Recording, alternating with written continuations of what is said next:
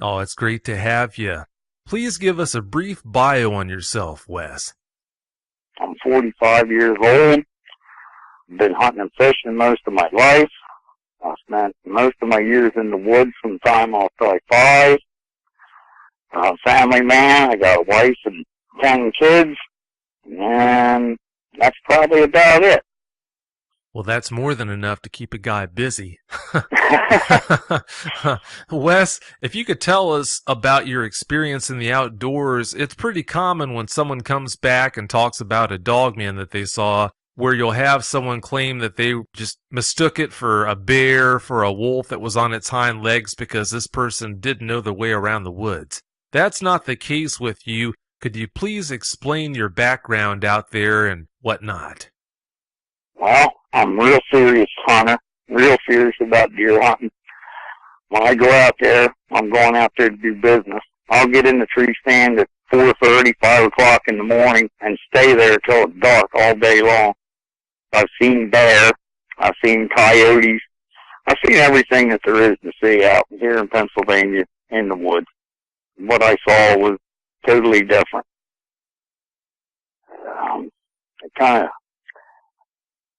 I'm starting to get nervous.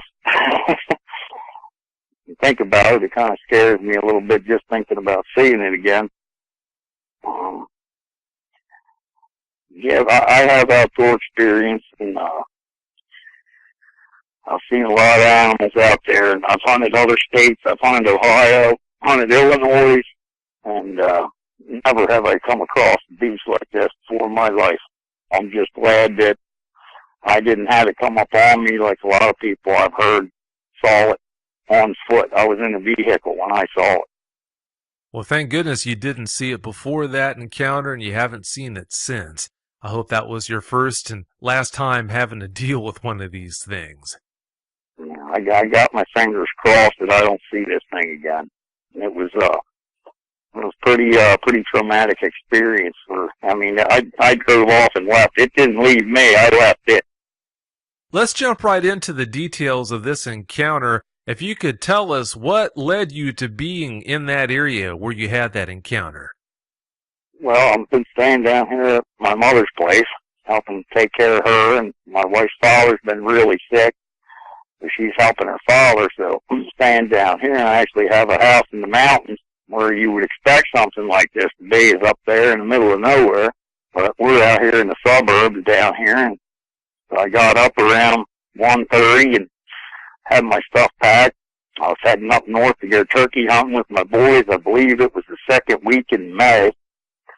I left here and I started getting out into the horse country, and that's what led up to the encounter. So you had headed out, you thought it was going to be like any other day. It goes without saying, if you had a clue what you were going to be running into later that day, you wouldn't have left the house. I don't think anyone could blame you. But I wouldn't have went that way for sure. Yeah, I can't say I'll blame you. So you're heading down the road, and then what happened?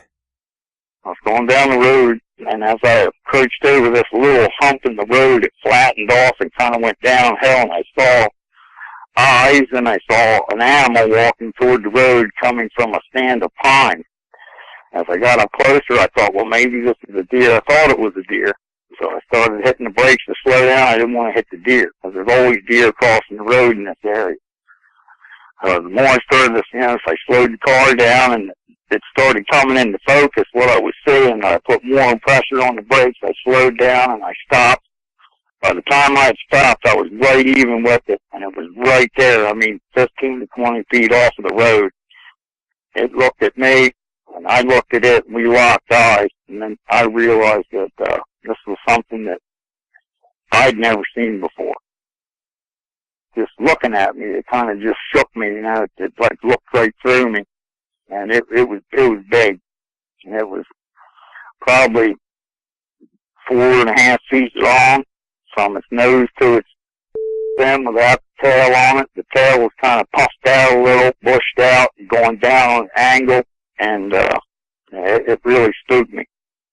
I don't think anyone could blame you for being spooked by seeing something like that. So that I understand, Did you say this was early in the morning, if I remember correctly? Yes, this was 1:40 a.m. in the morning. 1:40 a.m. Yeah, I left real early that morning to be up north. It takes me 2 hours to get up there to go turkey hunting, to be there by 4, so I usually leave around 1:30, 2 o'clock-ish to get up there early enough. So if it's that early in the morning, the only light source that you're going to have to take a look at this thing with is going to be your headlights. When it was off to the side of the road like that, how much splash from the lighting on your vehicle was hitting this thing? If it's 15, 20 feet off the side of the road, I could see how, depending on the angle of the vehicle, how it might be pretty hard to make out details. Well, there was a slight turn right there. The way the road was shaped, he was right in my right headlight. I mean, smack dead in the center of my right headlight, because the road bared to the left right there. There's a sharp curve and kind of a slight drainage ditch that goes across the road there. So it was just enough to turn. When I was on him, he was dead smack center of that right headlight. I got a pretty good look at him, and he got a pretty good look at me. It sounds like it. If he was smack dab in the middle of that right headlight like that, then I can only imagine the details that you picked up. He became angry that I was there for sure. I'd never seen an animal do that before. That's what really made me scared of it, was the size of it, the size of its legs. Its head was the first thing I noticed. That was this huge, real long, big, massive head on it. It had massive legs, big, fat, massive legs. I mean, it was a big animal. The way it looked at me scared me. Once I got on it and was stopped and it started to turn its head, I'm looking at it. We locked eyes, and that's when it laid its ears down and showed its teeth.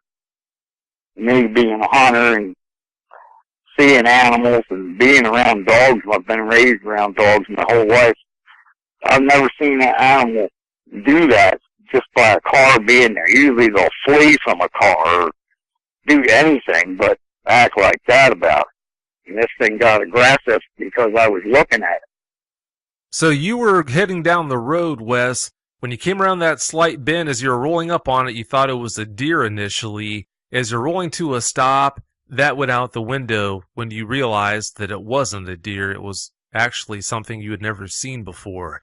You've got it right in the middle of your right headlight, so you've got a perfect view of what you're looking at because it's only about 15 to 20 feet away. At first, it was looking away from you, but you say it turned towards you, and after it turned towards you, that's when its demeanor changed. You said it laid its ears back, it bared its teeth at you. When it did that, did you hear it make any sound? I didn't hear a sound. I did still have my radio up a little bit. I was listening to the radio, but I didn't hear a growl or anything like that. It wasn't looking away from me. It was going straight even parallel with me. And then it turned its head and cocked, and that's when it looked at me, and that's when it bared its teeth. It lowered its ears and raised its lip at the same time. It's like you were like a dog if you were going to beat it or something and it was mad at you, or, what a dog was going to get you. That's what it did. Ew. That's what I said. That sounds like a Charmin moment to me. It didn't tell me. It just laid its head back and caught him like that, just like bared out. And I was like, man, I don't like this at all. And it kind of took a step and cocked lower to the ground in the front. I was like, and I just panicked and took off. Because I didn't know what it was going to do, I didn't want to hit it. It kind of turned towards the vehicle a little bit.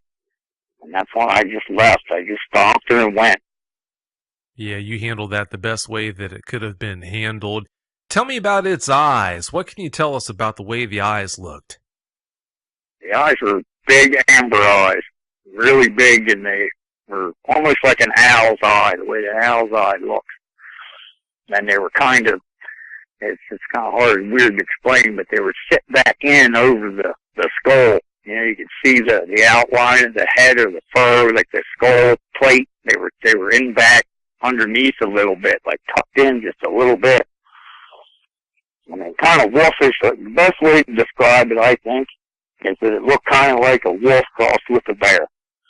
That's kind of the best description I can give. It had the mass, the big legs, the thickness, was a wolf or a dog or whatever kind of head. You know, it's wolf-like, but dog-like. It's like a mixture of a wolf and a dog head. It's a pretty scary thing to be seeing at that a.m. in the morning. I know that. Yeah, sounds like it was quite the specimen. How big was its head, if you had to estimate? The length of its head? Yeah, the length. I'd say probably around an easy foot long, 15 inches, somewhere between there. I mean, from nose to back of the skull, it had a pretty long snout on it. I mean, the snout was a little longer than a bear. So I would say, you know, a foot, a little over a foot maybe. That is a pretty big skull right there. As far as other proportions go, you said you thought it was about 4.5 feet from butt to the tip of its nose. What leads you to believe that it was about 4.5 feet from butt to nose? Well, there was a pine tree, a smaller pine tree, and it was pretty much right in front of that pine tree. So I actually went back there and I measured from the fluff of that pine tree's width, from the front of that, roughly where he was standing, and I measured that width, and that width was 4 foot 6 inches roughly. So that's how I come up with that. Now, it could be a hair smaller, could be a hair bigger, but that's the ballpark. I'm impressed how you came up with that reasoning. That's really good. In the pre-interview, you thought that its height might have been around 7 feet or so, but I have to disagree with that because I run about 6'3". I'm not 4 feet from my butt to the top of my head. I'm probably coming in closer to maybe 3 feet from my butt to the top of my head. If it was running 4.5 feet, I'd be surprised if it was any less than 8 feet tall. Well, like I say, I've never seen one before, and I don't know how long their legs actually are when they stand. I actually think if it's walking upright and it's got those hocked legs, I think the heights can vary because of the hock. And if it hunches down a little bit, it can look a good bit shorter than if it stands straight up. So I think you're probably right. It probably was bigger than what I initially thought it was. You make some really good points. I'll bet you're spot on. What color was its coat? Its coat was like a dark smokish gray. It kind of had a little bit of dew on it, you know. It had that little sparkle, but it was a dark smoke gray color.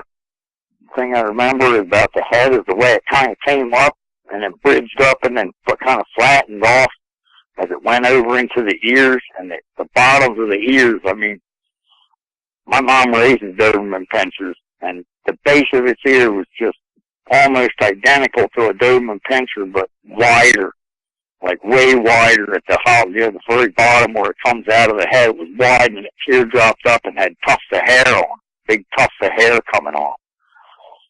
It was a really freaky looking thing, man. And the teeth were big. I saw them pretty good. I wouldn't want it latching on to me. Yeah, that is a really scary thought. The idea that they can grab you with their hands and then bite, it doesn't get any worse than that. Well, I'll tell you one thing. I didn't see hands because of the height of the grass and the briefness of the encounter. If that thing would have stood up and had hands, I'd have had a stroke right there on the spot probably. I mean, it would have just blew my socks right off. I mean, that would have been it. Might have been off to the funny farm or something. But, it scared me bad enough being on all fours. I can't imagine somebody coming up on one upright. I like the fact that you were in the car. If you would have been on foot out there with it with no means of protection or getting away, I can only imagine how different it would be talking to you about this now. Yeah, it'd be a whole lot different because I probably wouldn't even be able to talk. I'd still be in shock over it. You know, I don't know how these people that have had this happen cope with it because, I mean, I've woken up in the middle of the night covered in sweat thinking about this thing. And the whole blankets are wet and everything, just, you know, dreaming and thinking about this. I'm a bow hunter. I go out. When you're out with a gun hunting, you know, there's no leaves on the trees. You can kind of see around even in the dark. When you're a bow hunter, the whole woods you go through hollow, you know, going through all these thick places. You know, I was hunting the other day. I was coming out of there and I'm thinking, what if this thing hops out on the, you know, what am I going to do, you know? I'm not going to let it rule my life. If it hops out, it hops out. I guess it's going to get me. That's the way I've been thinking about it. I mean, I saw it for a reason. What that reason is, I don't know. And I don't believe I'm the only one that's seen it. My cousin, he claimed to have seen something very similar to that, probably about not even a half a mile from that same location. He didn't get as good a look at it as I did, but he said it was a big dog-like animal standing along the side of the road in a big gully in a horse pasture. And he thought the guy, he wasn't driving. The guy slowed down and turned around because he told him there was something back there, and they shined the lights around and it was gone. They couldn't turn around fast enough to get back. When you heard about that incident, were you thinking that this must have been some kind of a feral dog that he saw and maybe misidentified, couldn't tell what it was, or did you have any inkling that it might have been something that was unnatural, like what you wound up seeing that night? I think it was pretty much what I saw, because he's pretty good in the outdoors. He's hunted his whole life too, and he said the thing was huge. And he said it was definitely dog-like. In fact, that's what he said. He thought it was some kind of gigantic dog, you know, because he said he got a half-decent look at the outline of it, but he didn't get any details of it. So I would think it could be the same thing. Maybe I'm wrong. Who knows? But you know, something that big, you know, there isn't very many dogs around that I know of that even get that big. You know, I've seen Mastiffs and Great Danes, and I mean, Great Dane would be about the thing, but it's not big enough. It's not bulky enough. It doesn't have the fur, you know. So it's a big animal. Yeah, it tends to leave an impression on you. How long before your encounter did your cousin have his? I think he said it was about a month before I saw mine. About a month before. Before all this happened, had you heard any rumblings about dogmen? Had you heard the word dogman before, or was this all new to you? Is it something that you didn't know about until after you had your encounter? I tell you, this is all brand new to me. I mean, you know, after it happened, I just dwelled on it. I wanted to know what this thing was. And one of the reasons that I wanted to know what this thing was is I got no more. I thought when I took off from seeing it, I thought, man, I should call the police or call a game warden or somebody to come out here and check this thing out, because it doesn't look too friendly. You know, it's a wicked-looking unit. I got 2 miles down the road, and lo and behold, here come 2 game wardens, one in front of the other, and the one in the front had his light on, and they were flying in that direction where I just saw that thing. So I'm almost 100% sure that somebody else saw it and called in, or it was causing a disturbance around somebody's house, and somebody called. There's no reason for them to be out there at 2 in the morning at that time of the year in this area. No reason for it. And there's a few people I know that work up here at the local store, and they said they were coming in and out of there for probably a week or two straight, all hours of the night. So I'm thinking they know it's out there. People are reporting something being out there. They wouldn't be out there at night patrolling around for them. There's no reason. It's not hunting season. You know, they're not looking for poachers or anything like that. That struck me as odd.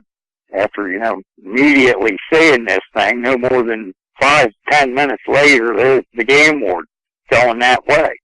So that struck me as odd.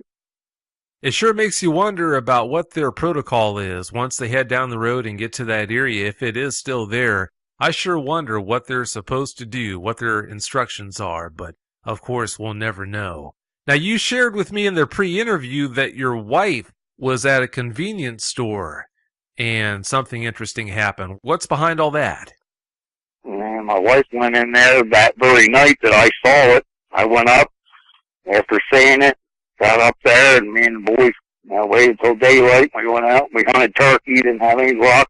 I stayed till around 1 o'clock, and I came back down here, checked on the house, and I came back down here, and pretty much I actually did stop there where I saw it. There was a driveway down a ways. So I stopped there, and I asked, there was a guy mowing the grass. He didn't know, he was a farmhand. And I asked him, I said, do you have a big dog here? And that's what I wanted to know, you know. I was thinking, well, maybe I just saw somebody's big new species of dog. I mean, you're breeding all these wolves and all this stuff together. So I stopped and I asked, and he said, no, we had a Jack Russell here, but he disappeared a couple weeks ago. So that kind of, I was like, oh boy, okay, and that was that. And then later on that night, my wife works night shift, and she went in there, and there was 2 game wardens coming out with their coffee. She goes in around 11, so she saw the game wardens there too. She'd seen them coming in and out of there pretty much all that week. She was going to work. There was something out there that they were looking for, or tracking, one or the other. They know how to bring them down. That might be, but I'm not so sure about that. It's hard to say on that. You told me in the pre-interview, I'm not sure if this was because of that encounter you had or if this was before you had that encounter, but at some point you put a bunch of game cams up around your property. Something interesting happened as a result of that. Please tell us about what happened. I put 3 trail cams out, pre-scouting for deer, and also seeing if this thing might sneak its way around here somewhere, because it's not far from here. It's probably a half a mile, and if you took out the road, it's probably, you know, going down the road, if you just cut straight across through fields and stuff, it'd be less than that. So I put out trail cams. I got a pretty interesting picture of them. I mounted my trail camera up high to try and get across this. There's like a fence that runs back across the back of my property. It's like a 10-foot tall wooden fence. Us and the neighbors used to not get along, so we put this big giant fence across there so we didn't look at each other. Anyway, I put the camera there high. It was 5 feet. It was probably right about mounted about the height of my neck, so I could get the proper scope of this flat for deer. And I got a picture of something. It looks like the back of a wolf dog is what it looks like. Everybody that sees it gets creeped out by it because they don't know what it is. One guy's like, that's a deer's tail. I said, well, unless a deer just turned into a moose, you know, there's no way that's a deer's tail, man. It was 5 feet off the ground. He was like, oh. And he's like, well, maybe it was the back of it. So deer don't have hair that looks like that. You know, the hairs, I mean, you can plainly see how they sweep back, like, just like the thing I saw. I saw the back of its neck. It's kind of maney, you know what I mean? It has that swoop. And, it just kind of spooked me, that's all. Maybe it's some kind of anomaly. Hopefully it's some kind of bug on the lens, but, I don't think it is. And that's that story. So you said that land that butts up against your property, it consists of quite a few acres of untouched forest? Well, I wouldn't say untouched. It does get hunted, and people do walk it and stuff, but it's a pretty thick, nasty chunk of ground. I mean, if someone to hide in there, it definitely could. I mean, thing that makes me think that things like this, now I know it exists, but for people to say that they can't, it's just foolish.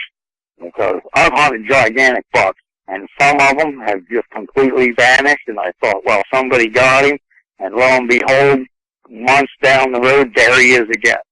So where did he go this whole time? Where has he been hiding it? You know, if a deer can hide from you, something like that is definitely smarter than a deer. It showed intelligence. I saw it. I mean, it definitely had an intelligent look on its face, like it was telling me to leave it alone. I'm a believer now. I saw one. I know that they exist, and they can hide just about anywhere, probably. Now, if a big buck can hide in a 200-acre patch of woods and nobody can get him, that dog man sure can do the same thing. Yeah, as if they weren't scary enough, looking the way they do and everything, and acting the way they do too, knowing that they've got that kind of intelligence, that just really puts it over the top. Speaking of deer, Wes, when you were hunting one time, something really strange happened. Tell us about that. I had hung a stand in a new area on this ridge line. The lady that used to own the property never let anybody hunt down there. It's a really nasty thick, had the big apple thorns and just real nasty. But the deer would come out of her property and come across ours, and then that's where I'd get them when they came out of the thicket. So I had this, what I call a plague doe. the doe busted me one day and seen me in the tree. Well, then every time she come out of there, no matter where she come from, she come right over there and let everybody in the woods know that I was there. So the next time I saw her, she come up and I shot her. She took off running down the hills with a bow. She went down. I heard her crash. That's bow terms for going down. She went down. I heard her go down. I waited a few minutes. I climbed down. It was just getting dark on my flashlight. I started down there, and I heard just about 15, 20 minutes went by. And I started down the hill, and I got on the blood trail and got up. And just before I got up on, I seen a flash of something run off that was pretty decent size. Just took a glimpse from the flashlight and broke sticks and ran off. And at first I thought probably another deer. I got up on this deer. When I shined the light on it, I was like, whoa. The whole back quarter from just underneath of the tail all the way down was completely gone. Whatever did it, it looked like it did it in one or two chomps. Lumps are generally 10 to 15 pounds on a regular deer. So whatever did that, it would have had to been, I don't know. It's just hard to explain. I don't believe that a coyote could have ran down there or a dog could have ran down there that fast and ate that much meat that quick. It just didn't look right. It looked like it was done in one or two chomps, the way it went through the meat and the meat was all pulled together. It was weird. So I ended up losing most of my meat on that deer. That was that kind of weird encounter I had that I thought was weird. I've never had that happen to me before, so it's pretty weird. In the past, or years before that, I had shot deer that I knew I'd gotten and trailed them and found the arrow, and the deer was gone. There was nothing there. There was no drag mark, no blood, no nothing. Like it just was gone. But I trumped that up to somebody stealing it, grabbing it and picking it up and carrying it out. But who knows now? Now that I know this, I mean, the size of that thing, if it's got hands, it could scoop a deer up in each hand, throw it over its mouth, and just walk off with them like nothing. I'm sure, Wes, that there is no shortage of skeptics listening to this show right now that are thinking it was just a bear that came in and did that. But do you have any bear in your area? Absolutely. Not in this area we don't. Up north we do. I've never seen a bear down here. Nobody that I know has ever seen a bear here. It's just too close to civilization, I would imagine. But as long as I can remember, I've never heard of anybody seeing a bear here. I know what a bear looks like. And I know bear tracks looks like. I've never seen a bear track in this area. Where my house is up north, I've seen bears. I can tell you what I saw doesn't look anything like a bear. You can't even compare the two together. It's werewolf-like. If you ever seen Underworld, then you've seen what I saw. That's an easy way to explain it. Well, I'm fortunate that I was in the car. Some of the people I heard, on your shows and other stories that I've heard weren't that fortunate. They're terrified to even go outside at night. I see why. I've never, before I used to open the door and go out there and, parade around in the dark, fooling around. Not anymore. I got the lights on. I'm looking around. I want to make sure that thing ain't out there. The sad part is you could probably use all the precautions you want. If it wanted to get a hold of you, there's nothing you can do about it. There wouldn't be a thing you can do to stop that thing. If it's every bit as fast as people say it is, which it looks fast to me, being that powerful and muscular, I imagine it could go pretty fast on the run. I don't think you'd stand a chance against it if it wanted you. I can't fathom people actually going out there and looking for this thing. I mean, I don't understand that. That really gets to me. It's not something I want to ever see again. When these people want to go out and look for it, I don't know. They're on their own with that. Yeah, that's something I will never understand. I can understand wanting a thrill, but putting yourself in a position like that just, to me, doesn't make a lick of sense. You talked about the speed that this thing looked like it could attain. How would you describe its legs? We never talked about them. The way it was standing on all fours, it was kind of crouched down a little, but it was also kind of in a little swell. So the actual height of it, I can't really pinpoint. Somewhere around 2 feet, and then it was down in there a little bit. So height-wise, it was probably around 3.5, somewhere maybe in that neighborhood. Hard to say, but the muscles on its legs were humongous.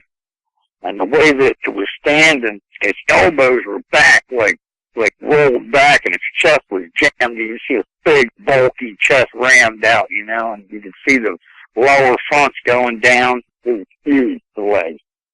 And the way the backs were, the way it was crouched, the hock, I seen the one hock was like poked straight across, like the grass line, like along its stomach, you know what I mean? Because it was crouched down, so you could tell that it had big, powerful, long legs. I've seen how fast a coyote can run. I mean, a coyote is fast. I mean, they could roll. I couldn't imagine the speed this thing could produce with that muscle structure. I mean, it would have to be much faster, just in my opinion. I mean, it would have to be a lot faster than anything else out there. It'd probably run a deer down like nothing. You told me that your brother used to rent a property where some really strange things happened. Please tell us about that. Yeah, we used to go down there and party and drink beer and carry on. It was an old farmstead, and it had old cabins that were all run down. It was like in the 60s or something. The Flower Children lived back there, and they were Seventh-day Adventists or something like that, whatever they are. And anyway, it was all, you know, old run-down farm pretty much. But it was 90 acres there, and then next to us was another 100 and some, and then on the other side was another 100 and some. It was pretty rural back in there, good hunting. But we've heard some pretty weird stuff back in there, too. A couple howling sounds, real loud, like a Bigfoot-style howl, and a real loud scream, like a woman screaming almost, but with a rumble to it. And a couple times, you know, we'd be down there doing our thing. We'd have fire and it rings down behind the barn. I can remember, you know, my brother's friends with a lot of bikers. We were all drinking beer and carrying on. This thing let off this thunderous roar howl up on that hill, and we felt it. It was that loud. Everybody got dead silent. And the one guy looked at me and handed me his pistol, and he's like, "Go up there and see what that was." I was like, I'm not going up there. You're on your own, buddy. You go up there and see what it was. It was pretty startling. You go in there in the mornings hunting, you know. We didn't tend to go in there as early as a lot of the other places we hunted due to the feeling. It felt like you were being watched all the time. You'd swear something's right there looking at you, you know. It's just one of those things. A really spooky place. Really spooky. It sounds like it is pretty spooky in that area. As far as food sources would go, Wes, what do you think it survives on? Because there are quite a few areas that have deer, but not nearly enough to support something like that. I can tell you this much, it's a fact. You go into any convenience store around here, you go into any grocery, you go anywhere, and there's animal missing signs everywhere down here. And I mean everywhere. There's plenty of deer, there's plenty of cats, there's plenty of dogs, there's plenty of rabbits, there's plenty of small game. Didn't you say there's a sheep farm nearby as well? Yes, there's a sheep farm that was adjacent to where I saw this thing. Maybe the wardens were running there because one of the sheep got attacked and somebody saw something. I mean, a lot of those thoughts cross my mind. Who knows? But yeah, there's cattle ranches around, you know, cattle, horses, sheep, goats. If there's one place down the road here, it's got a lot of goats. So, I mean, there's no shortage of food for something like that. Yeah, I'm sure these things are really good at getting fed. A big dog wouldn't pose any challenge for one, so it would just wind up being another meal for it. I mean, this is something that I just remembered the other day that I forgot to mention in the pre-interview. Years ago, when I first moved to the mountains, it was probably 12 years ago, 10 or 12 years ago, I met a guy. His name was Bob, and he's a truck driver, and he went to Maine a lot. And we were, you know, drinking beer one night in the shed, and we were talking about hunting, and then we started talking about Bigfoot. And I remembered this the other day, that he told me that he saw a dog man. And I asked him, what in the heck are you talking about? What is the dog man? And he said, oh my God, in Maine? He said, this thing is like major, man. He goes, a lot of people have seen it and stuff. And he goes, in the area where I deliver this cheese to, he says, a real windy, long, whippy road goes through all these rural hills and stuff. And he goes, that's where I saw it cross the road in front of me. And it's pretty funny that I remember that he told me that. Now here I am, here I see one. But he said it was the same thing pretty much of what I saw, the description of it. He said that it was big, gray, dog-looking thing. I just remembered that the other day. Now, that was the first time I'd ever heard of it, but I didn't remember nothing about it, you know what I mean? It didn't hit me until the other day, him saying that. Yeah, these things are a lot more common than what you would ever imagine. There are a lot more people who have seen these things than you'll ever know. For some time now, truckers driving through Nevada have talked about these werewolves that run up alongside their trucks. I'm not sure how long this has been going on. At first, when I heard that, I thought it was just Sasquatch out there, but before too long, I came to think it must be dogmen they're talking about. Yeah, it's amazing. I always tell people, I'm a believer that people think they're so smart, they know everything that's out there, and you don't. I mean, we don't even know what's in the ocean, let alone what's, hiding out here on the land. There's just too much rural area and too many smart animals, like they say. I mean, an intelligent white-tailed deer that knows people is pretty much almost impossible. I ain't gonna say impossible to hunt or kill, but it's not an easy task. And something that's even more intelligent and a predator on top of that, he could live out there pretty as a picture and nobody would ever, if he didn't want to be seen, he wouldn't want to be, you wouldn't see him. Only on rare occasion. That is a really scary thought. Well, it's about time to wrap this interview up, but before I ask you to give any closing comments you have, what would you say to someone who's seen one of these things? They feel like they're the only one in the world who has. What would you say to that eyewitness that would help them feel better and get over this encounter that they had, knowing what you went through and what you've done to try and help yourself recover from it? I'd say the best thing to do is actually tell somebody about it. I mean, talk to somebody who you can trust that ain't going to make fun of you. I know what I saw, and what I saw was a dog man or a werewolf or whatever, beast, whatever you want to call it. It wasn't an animal that I knew that was supposed to be here. It's not supposed to be here. And it is. And people need to know that it's out there. If you see one of these things, your best bet is try to get yourself away from it. After that initial trauma, you need to deal with it and talk to somebody about it. And call Vic. He knows about them. He'll help you through it or whatever. I mean, I don't know. It's a different experience, not something you ever expect to experience. But if it happens to you, you'll understand real quick what it's like. I'd also recommend not looking for them. I can tell you that. You're out there and you're wanting to look for this thing, and you don't have it all together, and you don't know what you're doing. You're playing with fire. You're going to get burned. I don't care if there's 10 of you with shotguns and rifles. If it wanted you, it's going to get most of you. Or not all of you. It's that big, and it's not something you want to fool around with.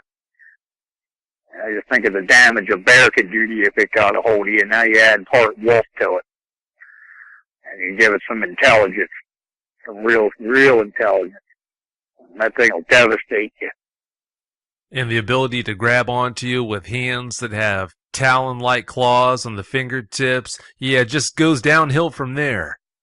It doesn't get any better. If that thing would have stood up on me and been walking on two legs with hands like I said, I probably would have lost my cookie. I probably would have just wrecked the car or something stupid you see in the movies. He'd be eating me. Something, Wes, that I like to share with eyewitnesses, especially the ones that are really shook up because of their encounters, is the fact that they might have been up close and personal to one of these things, but in almost every instance it let them go without putting a scratch on them. I always ask them to try and see the experience for what it was, not for what they're making it out to be. It's easy when you consider how scary these things look to make them out to be bloodthirsty monsters. And yeah, sure, there are attacks that happen. They seem to be very rare, though. If you do have a close-up and personal encounter with one of these things and walk away unscathed, that happened because it decided it did not want to attack you. If you sit around and stew pot, making it into something that it's not, looking at it as if it's some kind of monster that's going to attack you on sight, you're just going to make things that much worse on yourself. So, yeah, if you've seen one of these things and, like most eyewitnesses, were able to walk away without a scratch, please see it, like I said, for what it is. That'll really work wonders helping you get over that encounter that you had. And like Wes just said, if you need help with it, if you want to just talk about it in privacy and never let anyone else know about the conversation, I'm perfectly fine with that. I'd be more than happy to help. But having said that, do you have any closing comments you'd like to share, Wes? I think we pretty much wrapped it up. I just want everybody to know I ain't got no reason to come on this show and make up stories about what I saw. I saw what I saw. You either believe it or you don't. Hopefully you don't have to experience what I did to be a believer. It's a scary thing to run across. And it's not something you want to run across outside of a car. Like I said, it's a pretty scary experience for me, and I was in a vehicle. So don't be surprised if you ever come across one. They are out there. Well, those are all really good comments and words. Like I said before, I can't tell you how glad I am knowing that you were in that car instead of being out there on foot with it on the ground. It just makes you sick when you hear about some of these encounters people have. For example, there was this one poor woman who was camping, if I remember correctly, way out in the middle of nowhere. It was late. It was almost, I think, the middle of the night. She had to go use the restroom, so she crawled out of her tent, and as she was coming up onto her feet, she realized that she was coming nose to nose with one of these things that had crept up on her. So if you can only imagine what someone like that goes through trying to recover from an encounter like that, that's why I say that's a perfect example of why I'm telling you that I'm so glad that you were in a car and to a certain degree removed from this thing. Yeah, that would definitely help to go into the bathroom situation. I can tell you, it'd be over for that. Yeah, that would be scary. No matter how scary your encounter was, it could always be worse, so try to keep that in mind. Well, having said that, Wes, I want to thank you so much for coming on and sharing your story. I really appreciate it. Okay, you're welcome. I'm glad to be on your show, and I'm glad you're there for people to get this stuff out in the open. Maybe people will start seeing the light, know that they're out there. Well, I hope they do see the light. It's a fact that they are, in fact, out there, whether some want to believe it or not. Thanks again for coming on, and have yourself a great night. Okay, you too. Will do. Thank you. Yep, bye-bye. Bye. If you've had a Dogman encounter and you'd like to speak with me about it, whether in private or on the show, you can reach me at contact@dogmanencounters.com. I'd love to hear from you.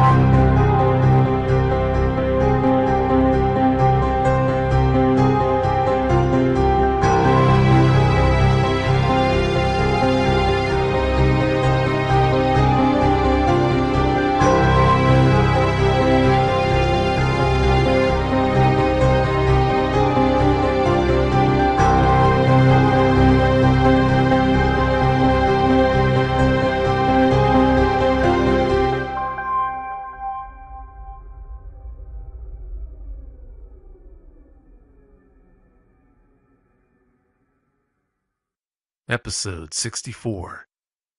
Hello, thanks for tuning in to this special midweek episode of Dogman Encounters Radio. I'm Vic Cundiff, and I'll be your host on the show.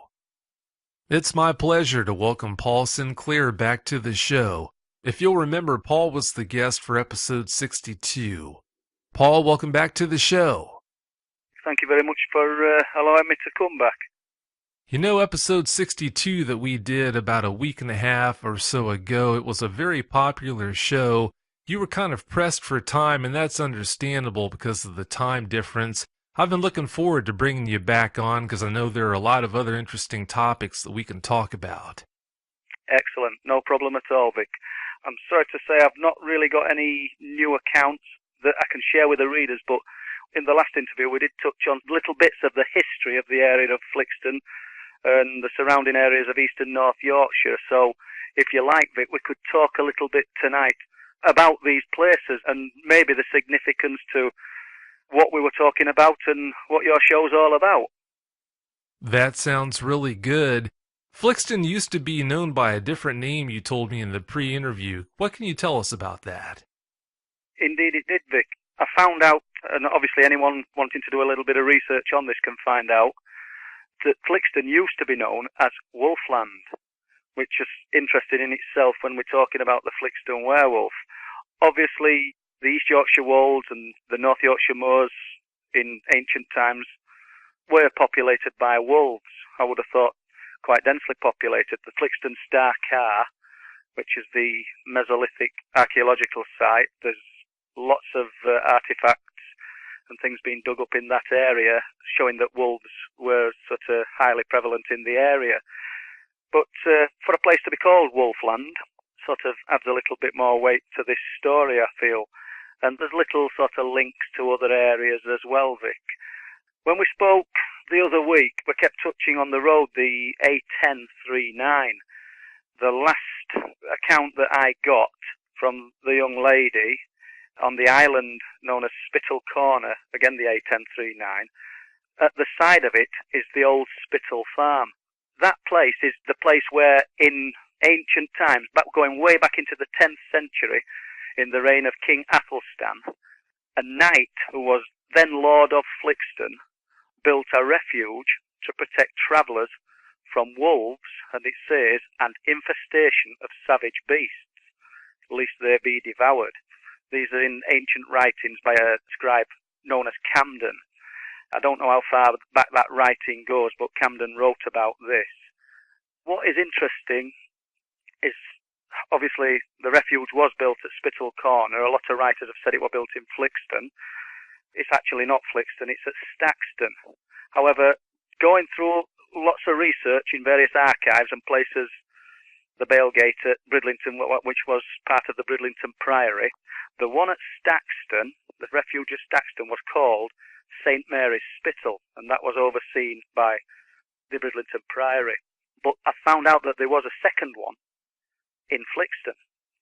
It stood where Flixton House now stands, or once stood. I don't know if Flixton House is still there. And that one was Carman's Spittle.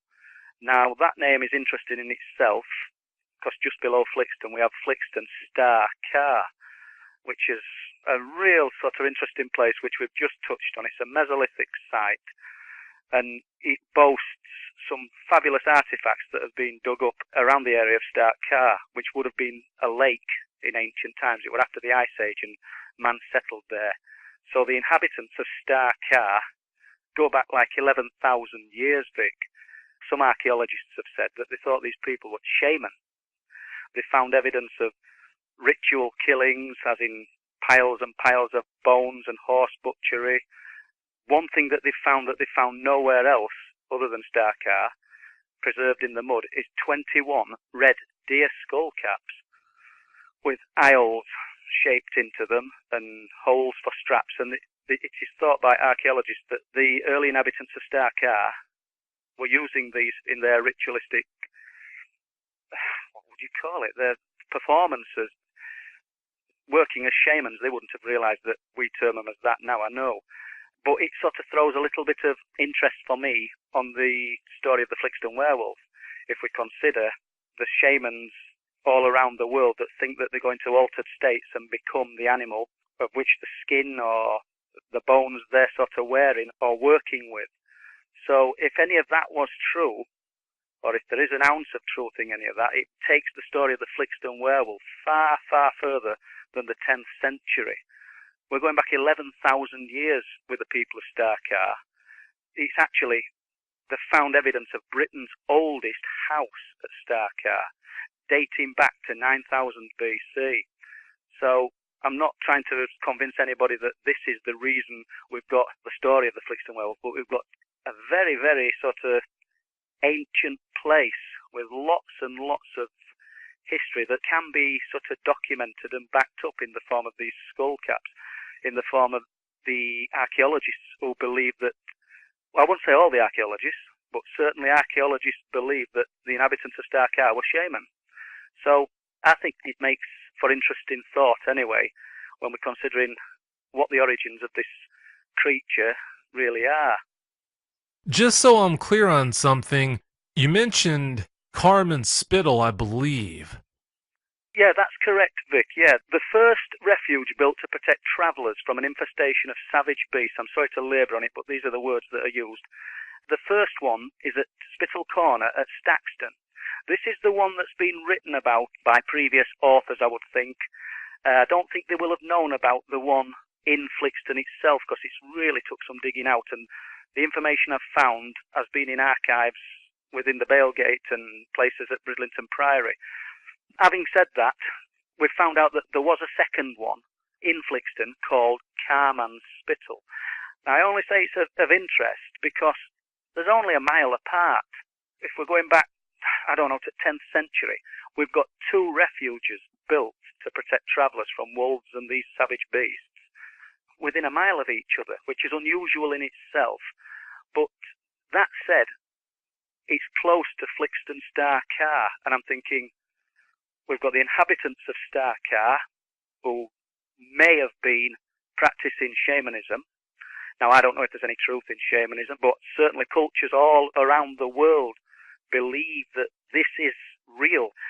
I've not enough knowledge to say whether it is or it isn't, and there may be people just rolling their eyes as they're listening to this, but I mean, it's been practiced for thousands of years. If there's any truth in this story, but then we've got Flixton Starkar and the inhabitants of Starkar. Just above the lake, which was Lake Flixton, we have a refuge built called Carman's Spittle. I don't know if there's any link to the name Carman's Spittle. Once again, without being able to actually step back 1,000 years or 2,000 years, we're never going to know. It's only speculation, but nevertheless, I find it highly interesting. That is really incredible. You mentioned writing there, Paul. You're writing a book. Can you tell us about that? Yeah. I'm writing a book that's called The Truth That Leaves No Proof, which it can encompass all of this kind of stuff.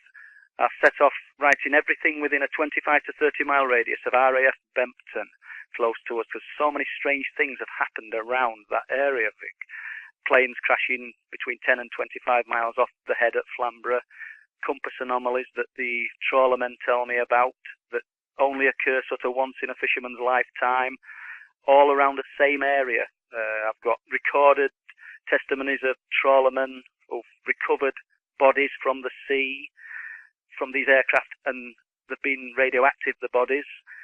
So I got into all these stories, and the Flixton werewolf story kept cropping up amongst them, you know, because we took every so often, I mean, 1997, 2006, 1977, there's been a spate of big cat sightings, or unusual cat sightings, because they don't seem to conform to what we would consider a big cat to look like, even though we're supposed to have none that live native in the UK.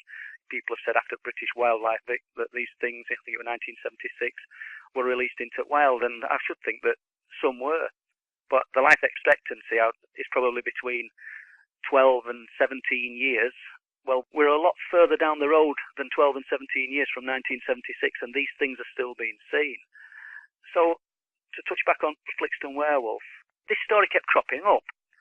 I thought, well, it'll be sort of easy to put away in a few pages. I'm pretty sure that It's just a legend, and there's not a lot to it. But as I got speaking to people and talking to different people around Flixton and Falkton and Caton, all these small villages, people actually knew about it.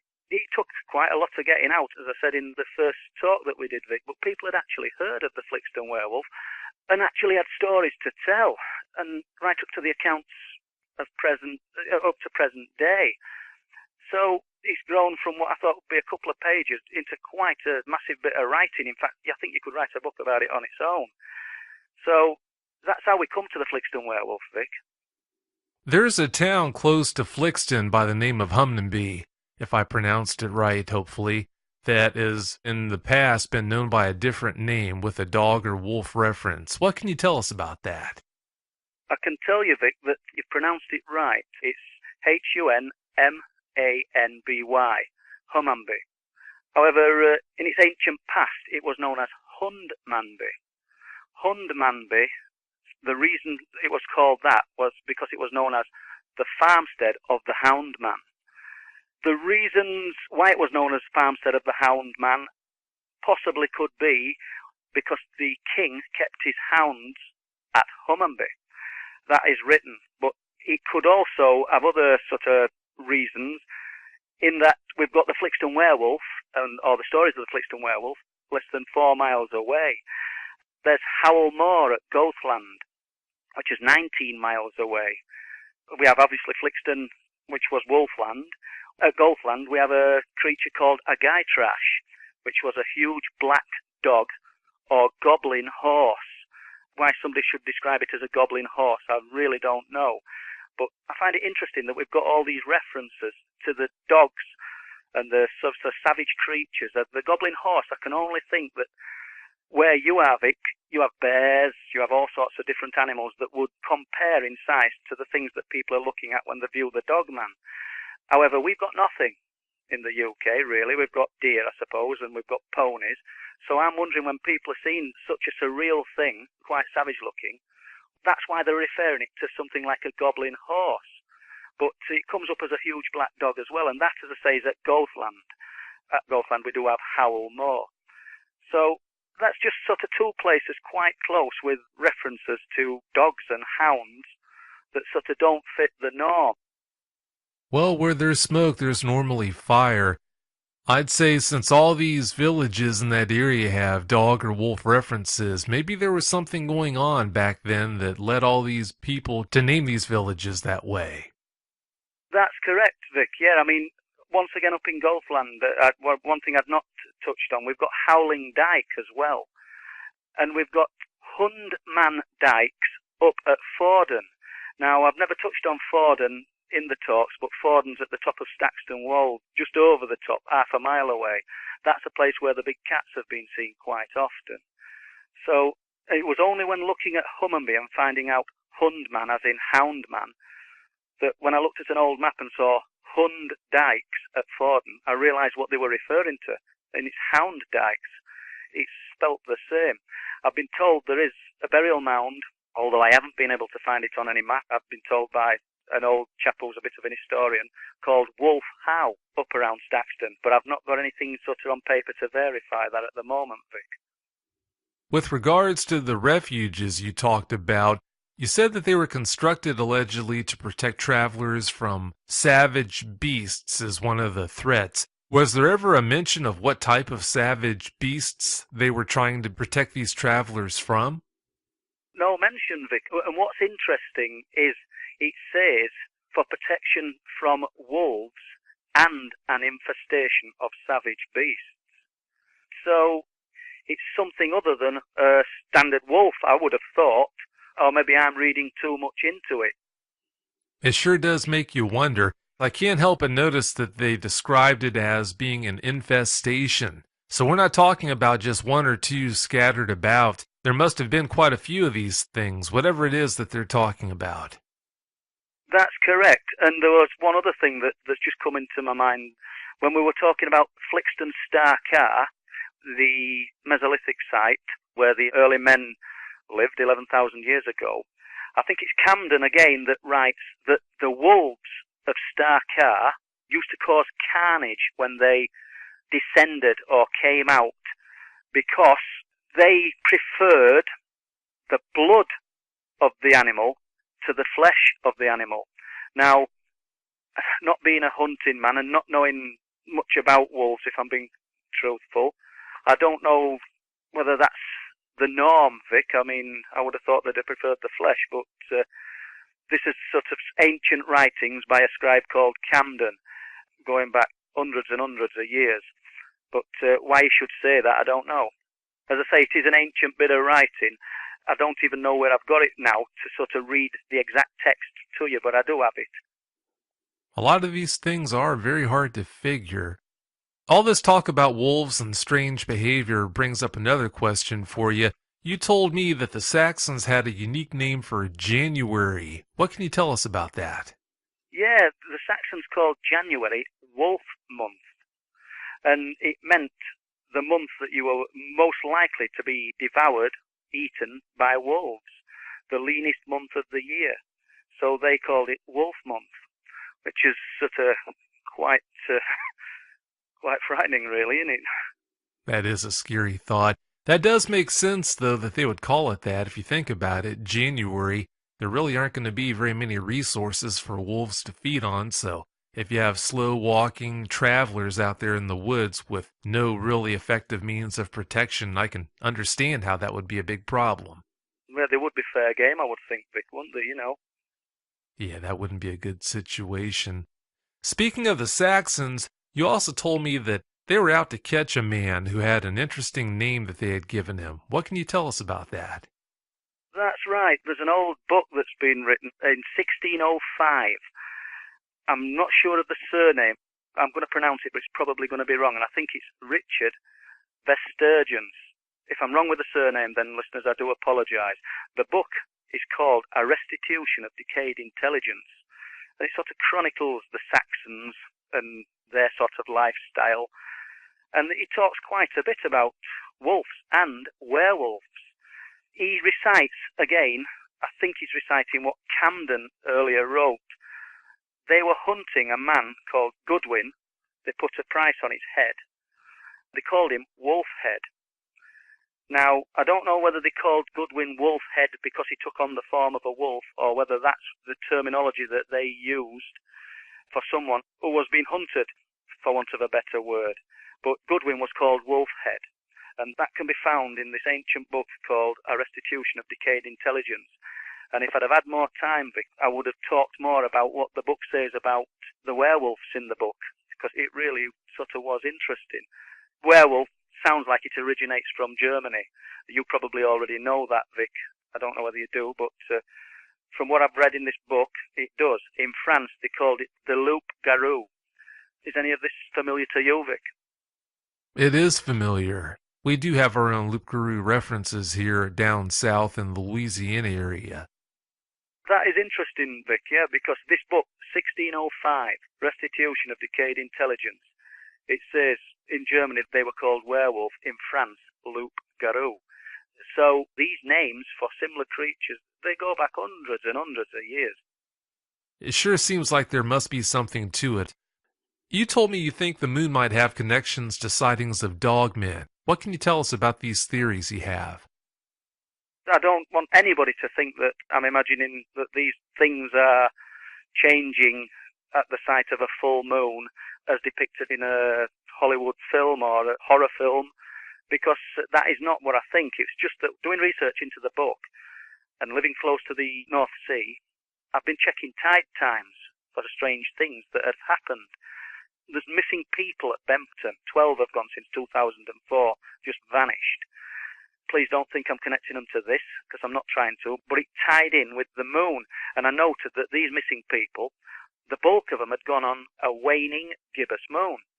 However, the creature that was seen at Danes Dyke at Flamborough was seen on a blood moon. There's probably no connection, it's probably pure coincidence. The one that was seen a few months ago, the last one, it was seen on a blue moon.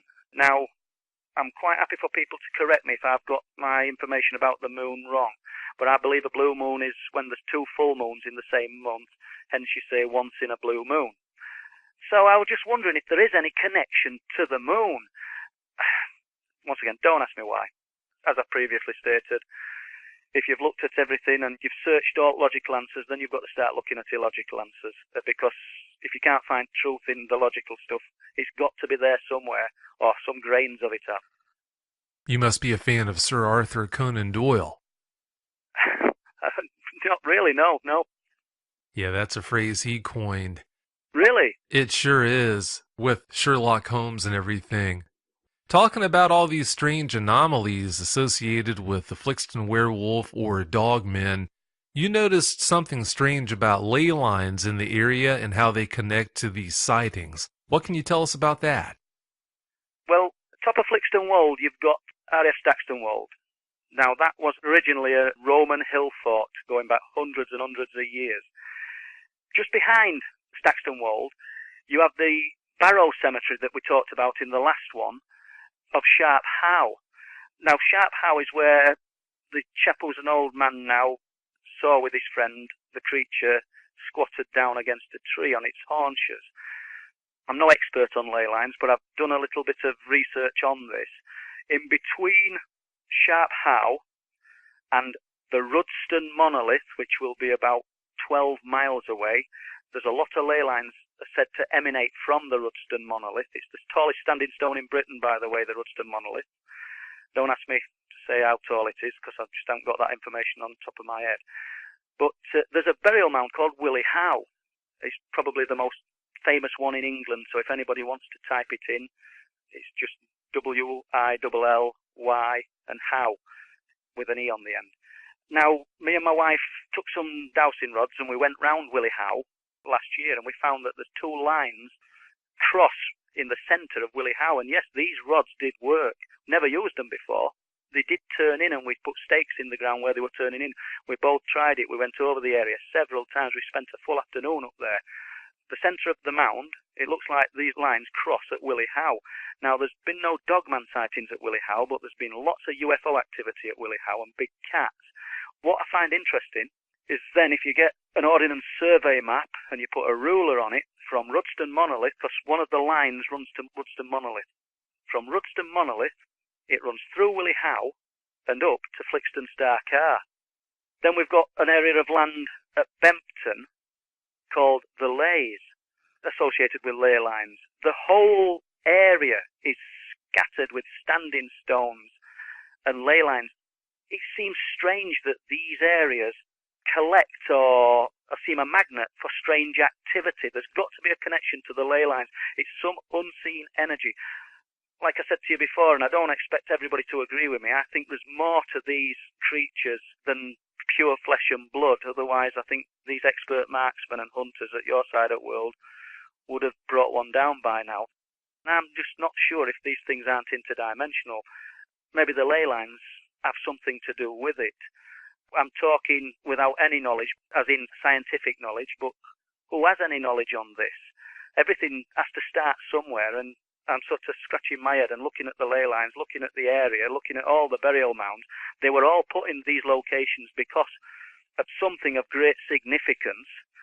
Ancient man were probably more in tune with the spiritual side of things and more open to receiving this kind of thing than we are today. I mean, we're just dumbed down with media and what science tells us is real and what isn't real. We're not open to anything. I mean, they say seeing is believing. I believe that believing is seeing, because I think if you're more open, you're more likely to see these things. Just a theory. I think you're onto something there. You know, going back to the whole idea about the waning moon and patterns or whatnot, I'm asked from time to time if they only come out when there's a full moon, if the moon seems to have any type of bearing on when you're going to encounter one of these things, and I can tell you that no, that does not seem to be the case. They've been seen when there's been a new moon, in other words, no moon out in the sky. They've been seen under partial moons, full moons, you name it. So there doesn't, on my end, appear to be any rhyme nor reason as to when you're going to encounter one of these things. So please do keep that in mind. I will do, Vic, and that's well worth knowing. And I don't mind being wrong. As I say, all I'm doing is just kicking ideas around. The biggest one I can't get my head around is how, on the many reports that I've listened to your people recount that they've shot these things and that they have little or no effect on them. And I think sooner or later we have to start asking ourselves, just what is it? I know what my bullets are capable of doing to a creature if I shoot them at this distance or that distance, and it's having no effect. Are we dealing with something that just isn't quite the norm? And another thing, Vic, I've asked two of the people that I spoke to about this Flixton werewolf, but I'd be interested to know what you think as well. Do you get a male presence? Because they felt it was male. They didn't say they think it was female. Most people don't report seeing genitalia or getting a feel for whether the dogman they encountered was a male or a female, but that's not to say that all of the eyewitnesses are that way. I were more leaning towards the actual feeling that the person viewing this horrifying thing gets, if I'm being truthful. I thought about it last time we spoke, and I've since spoken to the lady who saw the thing at Spittal Corner, and although she was in a vehicle travelling, she felt it were male. Not because of what she was looking at, that was the feeling that she got. It was just something that I wanted to ask you last time, and I sort of forgot all about. Oh, that's all right. I guess if I think about it, the males probably would be more likely to go out and explore and maybe do most of the hunting if they do have a pack-type structure, but that is hard to answer. I don't have any good answers for that. Yeah, well, that's a good point, Vic. And one other point, I'm not sure if we touched on it last time, but side of Spittal Corner, there's running water. Now, is that something that's attributed with these sightings? Yeah, water is normally nearby. It's a long way inland, but if we go 69 miles away to a place called Lincolnshire, they have a report of a huge black dog. It's been reported from ancient times. It's been seen, I wouldn't say recently, because I've got no reports of it in the last 4 or 5 years, but I'm concentrating on Flixton, so the reports are probably out there. So it has been seen in the last 10 or 20 years. They call that a shagfoal. And that, unusually, is seen, or has been seen, next to Spittal Hill, which I find unusual in itself, that we've got Spittal Corner at Staxton, and 69 miles away we've got this creature known as the shagfoal, a huge black dog with glowing red eyes, that has been seen quite often in an area known as Spittal Hill, where another refuge was built. I don't quite know what the link there is, but we've got a refuge built at Staxton, and we've a refuge built at Lincolnshire, 69 miles away, both with the name Spittal because they're ancient hospitals, but they both have running water at the side of them as well. The running water is built in a location where in ancient times it was convenient. But once again, just a strange coincidence that cropped up. There is, Vic, a few different names for this creature in our country that you might find interesting.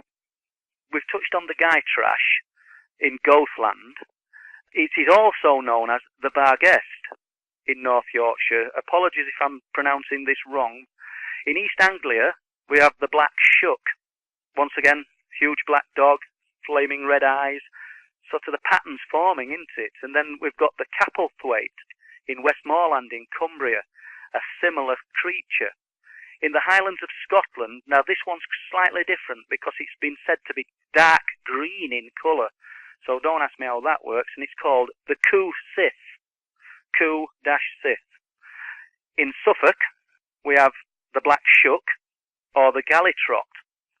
In Yorkshire, out of Flixton, because we've got the Flixton werewolf, but I should imagine it could quite easily be called any of these names, but as a generalisation in Yorkshire, these huge black dogs have been seen, and they're called the Padfoot. In Ireland, they call them the Pooka, P-O-O-K-A. In Lincolnshire, they also call it the Skriker. I should imagine it's just terminology for different areas, but they're all describing the same thing. A huge black dog with glowing red eyes. It's often described as having a shaggy mane to its body, and it's described as being upright, walking on two legs in a lot of the accounts. Another odd one is it's described as a pony. My only reasoning for that, as I've already said, is that we don't have anything as large as this that we can compare it to. In your side of the world, you think, oh, is that a bear? Until you've done some double checking. And maybe when people are seeing things like this, that's why they're relating it to A pony, I don't know. I mean, that's my reasoning with the one on Flixton Wold with the guy with the two dogs, and at first he thought it was a small pony. It was only when it got up on two legs and ran down the field that he realised that there's no way it was a pony. So yeah, there's a few names, Vic. Speaking of the idea that these things have been around in big numbers, widespread, you told me that the farmer recently told you about a pack of some type of creature that is running around the Danes Dyke area. What can you tell us about that? Well, I can't tell you a lot about this, Vic, but I'm hoping I can give you more information shortly. There's no way that I'm going to give the name of the farmer out, as you would appreciate. But in the last few weeks, there's been a report of a large black cat or dog. They don't actually know what they're looking at. I know there's been at least 4 independent witnesses to this in between 6 and 2 weeks, and it's been seen around Bempton, described as 4 times as big as a dog, as a large dog. Let me just rephrase that, as a large dog. Now, I don't know any large black cat, even to its native country, that's 4 times as big as a large dog. We've got 4 independent witnesses, but as a side note to this, the farmer who shared a little bit of information with me, and I'm very grateful for it, has been speaking to a few other people. And he spoke to the son of another farmer who's now passed away, who lived close to Danes Dyke, and the son said that he always remembers his father being very frightened one night of what he described as a pack of something in Danes Dyke. Now, listeners, my apologies for not being able to offer you any more than that at this moment, because I've not spoken in any detail or depth. It is my hope to speak to the actual son of this chap and get the full story of what he thought the pack of something was in Danes Dyke that frightened him years ago. So it's just a little bit of a teaser of a story, but I will be working on it. I can't imagine what that man must have gone through if he ran into a pack of these things, if that's what it was that he encountered. That must have been a bad scene. Something that we've talked about at length is your trips out into the field at night looking for these things, Paul. What can you tell us about that? Well, it's not just trips into the field looking for these things, Vic. I've ended up at Flixton Wold now and Staxton Wold on a night. A few of us have gone up there. Please be aware that we don't run around giggling and laughing and shining torches about like teenagers. I'll go up there and set cameras up. There's been a lot of UFO activity up the top of Staxton Wold, which is the RAF base, and we'll observe for hours. But now we've got the added interest of the Flixton story and this alleged beast that is showing up from time to time in this area. Now, I know many people listening will think I'm an absolute fool for going up there at night, and I probably am. I'm not going to try and defend myself and say, oh, I'm brave and I can do this and I can do that. If we do ever encounter this, it might be the biggest mistake I've ever made in my life. But we've found ourselves up there on a night, Vic. I mean, and it's a pretty frightening place, especially coming down. I mean, this 45-degree pitch black coming through these wood with probably 4 foot of dense edge and woodland either side of you, coming down this steep path back down from the wold. So I think I know what you're going to say next, Vic, but yeah, probably a bit foolhardy, but we've found ourselves up there. Well, you're a grown man. You can do whatever you want to do, but yeah, it wouldn't be in my recommendation to do that sort of thing. Although understand, Paul, where I'm coming from, most of the stories that are put out there are pretty innocuous. They end with the eyewitness walking away without a scratch, shaken but not stirred. Having said that, understand, there are stories that are shared with me where that's not how it ended. With that in mind, I look at this whole phenomenon in a different light than a lot of people who have never had access to those sorts of stories. So I can take all that on board, to be honest, Vic. I think I agree with you. I mean, you're talking to people on a regular basis. I've just hit on this story in a little area in a small part of England and sort of working on that. But you're getting regular input and information about these things on a daily basis, I would think. One thing that does sort of puzzle me, if people can just play with the idea that this thing maybe is interdimensional in nature, then do you think at times the reason it scares people, the reason it stares at people, the reason the bullets have no impact is because it's only like a mirage. Is it actually there in the physical all the time? And another thing that I'm glad you've mentioned this, Vic. People talk about everything going silent, everything being so quiet, and the strange stillness that descends when they're having these sightings. Once again, if anybody who studied the subject of UFOs would know that that is called the Oz factor. People have described seeing UFOs and saying everything went silent around them. It was as though they were in some kind of bubble. They were detached from the world. Now, if that in some kind of altered state of reality, then I don't know what is. And is that what we're encountering when we're having these encounters with these creatures? You know, there's so many factors. Bullets don't seem to have an effect on them. Suddenly everything goes quiet and we're in some kind of altered state. These are what some of your people are actually saying. So when you sort of write these things down and lay them out, you're thinking, well, we're in a different reality here. There's something not quite right. Now, the fear factor, when it tries to frighten people but doesn't do anything more than frighten people, do you think that could be because it can't actually do more than frighten people at certain times? I do know that you've said that there's been times when things haven't gone well, for want of a better word. But a lot of the accounts say how terrifying it is and how it's got such evil intent, but nothing happens. Or the guy at Sharp Howe, when they were boys and it just looked at them and they just did a runner. This thing's more than capable of bringing down anybody, I would have thought, even the most, I don't care who you are, but what we've heard about this thing and the size of it and things, it's more than capable of doing lots of things, yet we've got these altered states of reality that people seem to feel like they're in when they're viewing it. We've got the accounts of shooting at it and nothing happening. Yeah, I don't know. I mean, and then we've got other accounts which contradict everything I've said, of it harming people, of it harming livestock.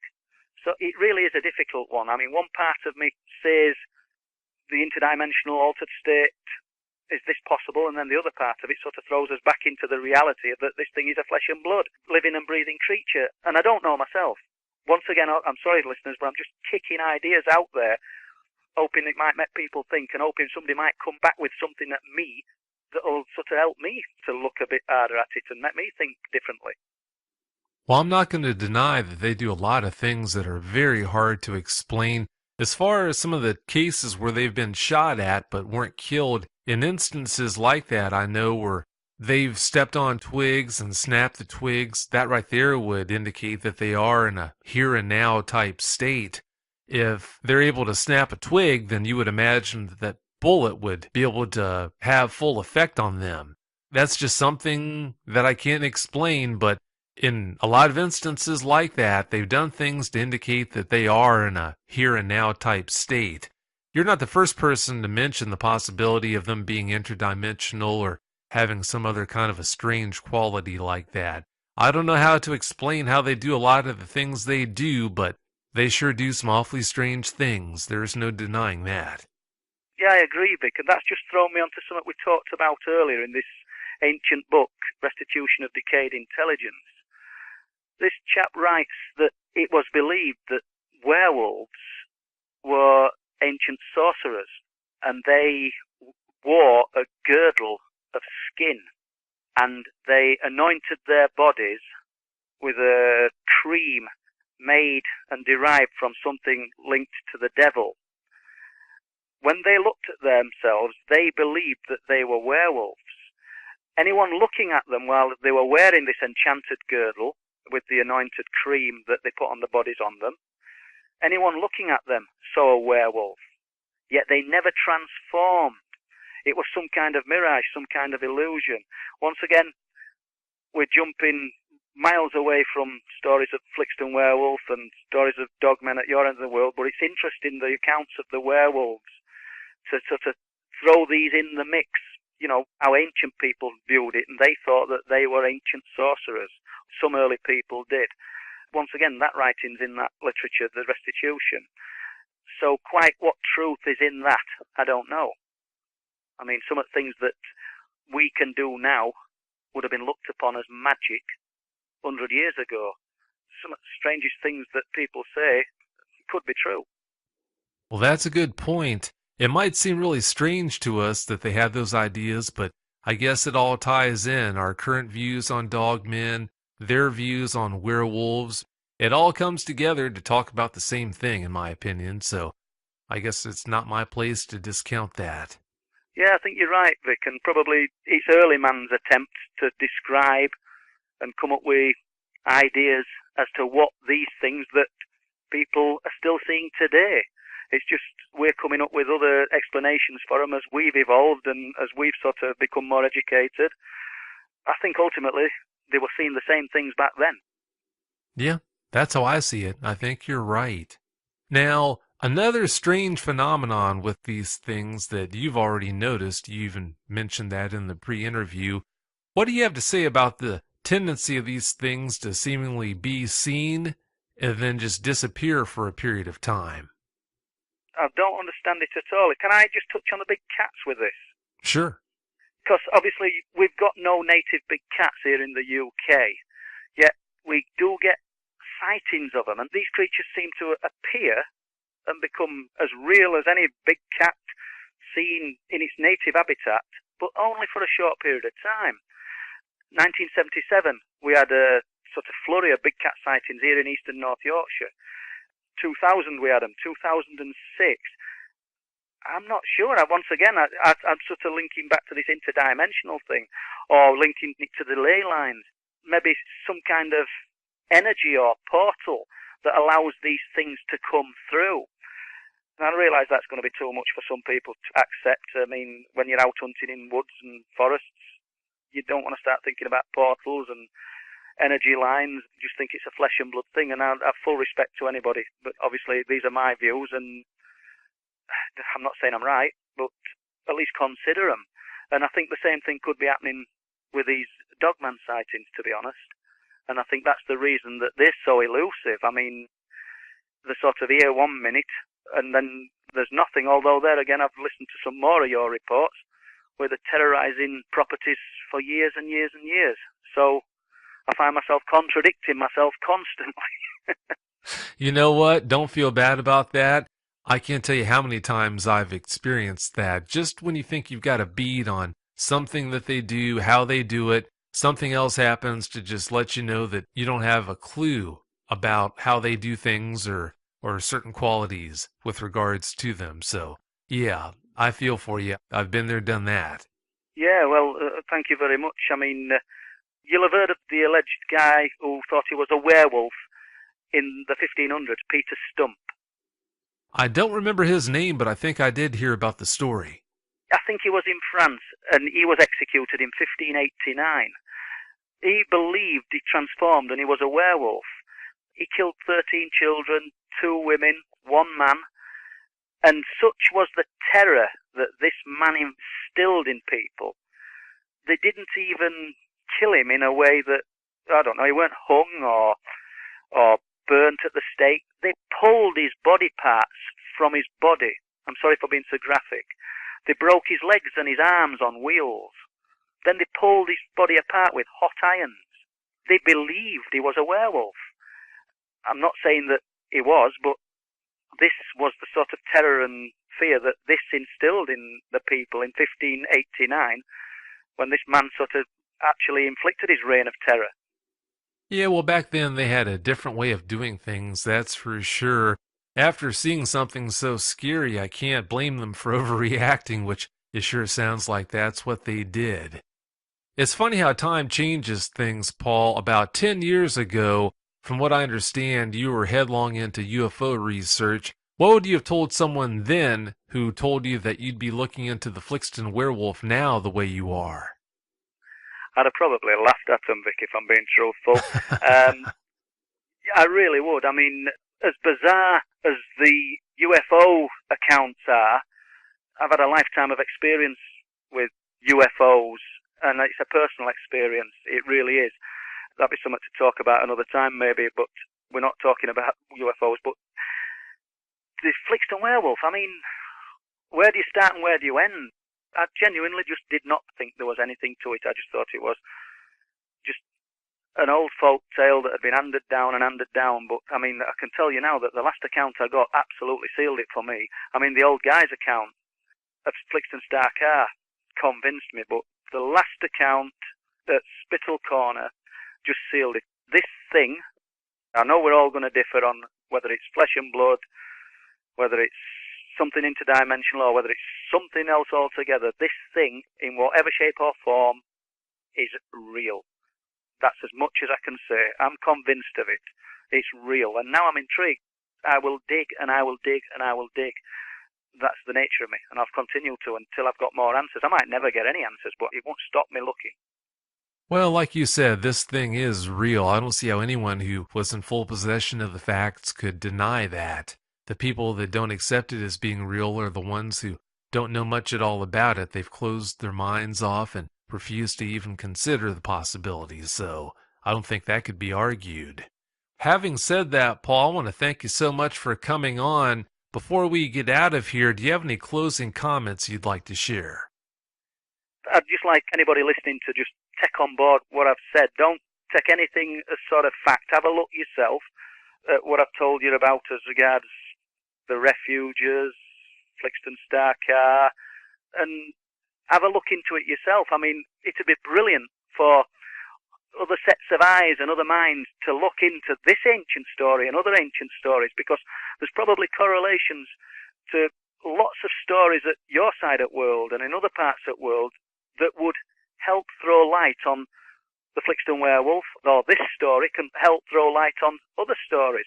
So I think we should all knock our heads together and actually see what we can sort of solve or try and solve. It's the only way we're going to do it. I mean, me looking into all this at this end of the world, there's only so much I can do. Other brains and other minds need to be looking into it. Well said. I don't think it can be denied that in order to make any kind of headway on this phenomenon, it's going to be a team effort that's going to be required. Well, having said that, Paul, I can't thank you enough for coming back on the show and talking about all these interesting topics. Thanks again so much. Thank you very much, Vic. It's been an absolute pleasure, as always. Thanks again, and have a great night. Right, I wish you well. Thanks. Bye. Bye. If you've had a Dogman encounter and you'd like to speak with me about it, whether in private or on the show, you can reach me at contact@dogmanencounters.com. I'd love to hear from you.